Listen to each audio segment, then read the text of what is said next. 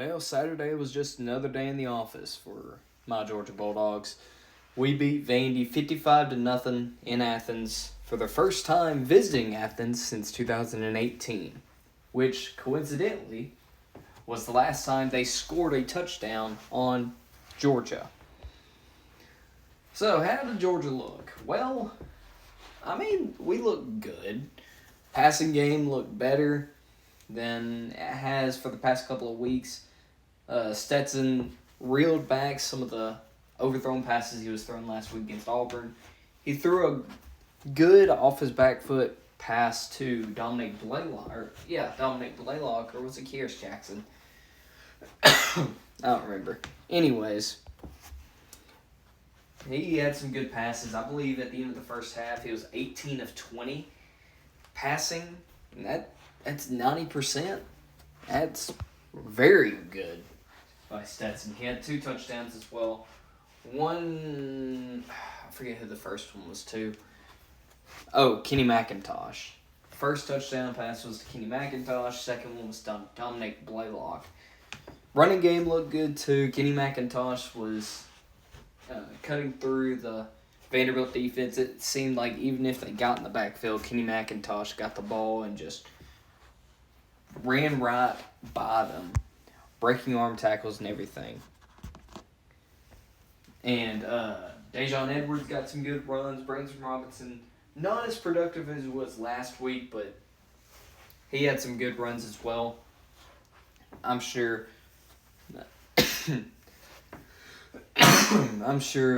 Vanderbilt watched some tape and probably tried to key in whenever he was in the backfield. Now, Vanderbilt, I'll get to them in a minute. Let's continue to talk about the winners.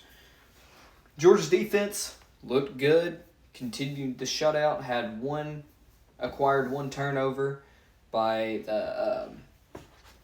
getting a fumble, and then there were no sacks again.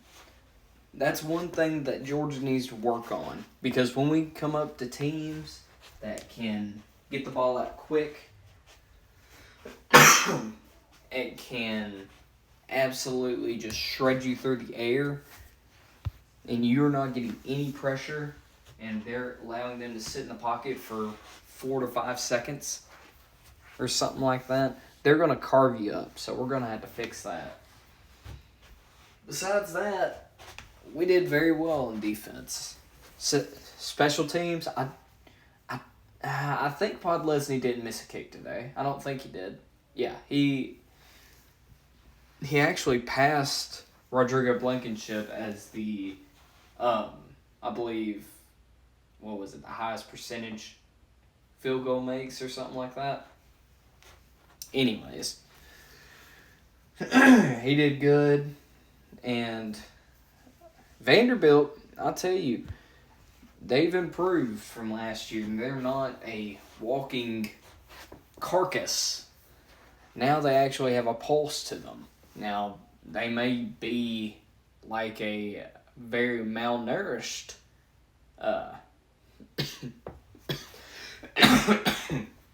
person with a pulse, but they're getting there. Now, I've watched most of this game, but as we all know, there was another very interesting game that was on parallel to this one at the 3:30 time slot, and that was Old Rocky Top. Alabama Crimson Tide traveled up to Knoxville to take on the Tennessee Volunteers, and Tennessee was up in the second quarter, 28-10 at one point. They had a chance of being up 42-17 if Alabama would have let them. They almost converted 2 fourth downs that would have been touchdowns if Hendon Hooker hadn't overthrown the receiver. And if that was the case, Tennessee would have ran away with the game at that point. But Alabama made it a game, but it wasn't enough. Tennessee, now, all these Tennessee fans, or not sorry, force a habit.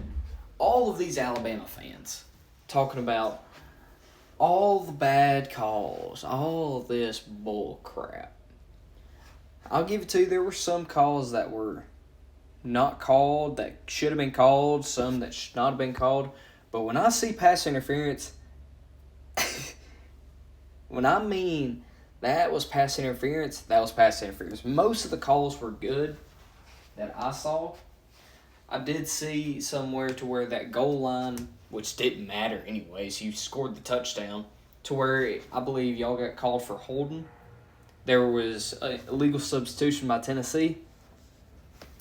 Either way, you got the touchdown. So, in the end, it doesn't matter. I get the principle. But anyways, it would have mattered anyways. Speaking of the interception that was brought back by that pass interference, you had a chance to win it after that anyways. Tennessee had just tied the game. You went down the field. You were in field goal range. Will Reichert had missed 2 field goals at this point in the year, I believe, both against Texas A&M. Besides that, he was electric. He was automatic. Guess what happened? I think he was the one that also missed the Auburn kick in 2019 when y'all lost to Auburn. And it happened again. And instead of... After that, Alabama just fell flat. I'm not going to lie to you. Alabama fell flat. Tennessee got the ball back and got 2 straight close to 15-yard completions, which got them into field goal range. And you know what happened after that? Chase McGrath kicked an absolute mallard right through the goalpost and gave Tennessee their first win over Alabama since 2006. Oh my goodness.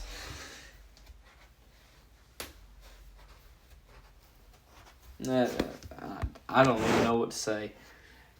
I do know one thing to say. Whoever's defensive coordinator, if it's still Al Golden over there at Alabama, needs to get his DBs more disciplined. And needs to... Probably, whenever they play somebody like Tennessee, they probably need to run prevent every play, because, my Lord, Alabama's safeties were getting beat by number 11, Jalen Hyatt. Anyways, this ain't a video about that. Georgia looked good today. We're going to a bye week. Oh, we also saw a sighting of Eric Gilbert, finally. He's been running with the 2s since he got here, seems like. But he got a touchdown. Maybe he can work his way up either this year or if he stays next year. But he looked good. Carson Beck, we got to see some extended passes thrown by Carson Beck. He looked good. I'm glad to see if for some reason Stetson Bennett gets hurt. Hope he does not. I do not wish any injury on anybody. At least we know that we're in good hands if he does go down. But we're going to the bye week. Good time to get a bunch of guys healthy, hopefully. Maybe we'll get Jalen Carter back, A.D. Mitchell, Ladd McConkey if he sustained any injury. Stetson Bennett's had a little shoulder pain, so hopefully he'll get back to close to 100%. And Smile Munden and all those guys. So let's go to the bye week, get healthy, and get ready to go to Jacksonville in 2 weeks. So thanks for listening to me rant about how we did. Vandy, maybe you'll score on us in the next decade. Anyways, have a great day, everybody. Go Dogs.